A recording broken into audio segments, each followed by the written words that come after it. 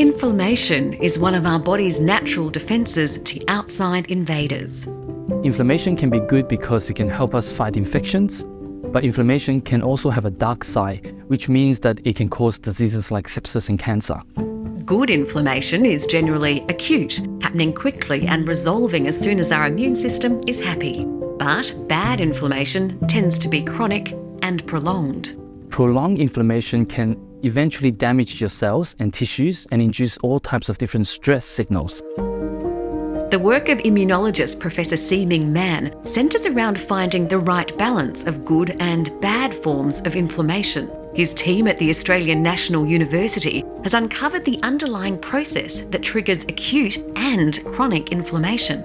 We have identified different immune sensors, just like different alarm systems within our body, which can be activated in response to different types of pathogens. And what's exciting about this research is that we can harness the power of this immune system and turn them into drugs. Drugs in the form of antimicrobial peptides that can destroy different types of pathogens, which are the cause of some types of inflammation. The peptides are highly selective, targeting only bad bacteria, including the ones that are increasingly becoming resistant to existing drugs.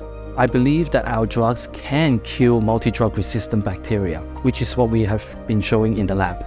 We believe that these peptides can bind directly to the surface of the bacteria and basically rip open the envelope, the outer surface of the bacteria, so it can no longer survive and replicate within the cell.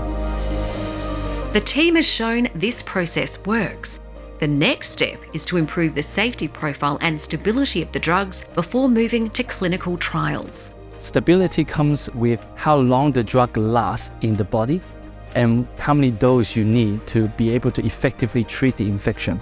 Professor Man's team is also working with clinicians at the Canberra hospital to improve early detection methods for bowel cancer.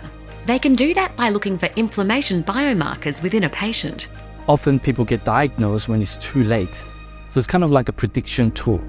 Professor Man says he knows the innovations will benefit humankind, calling this a massive incentive to work even harder.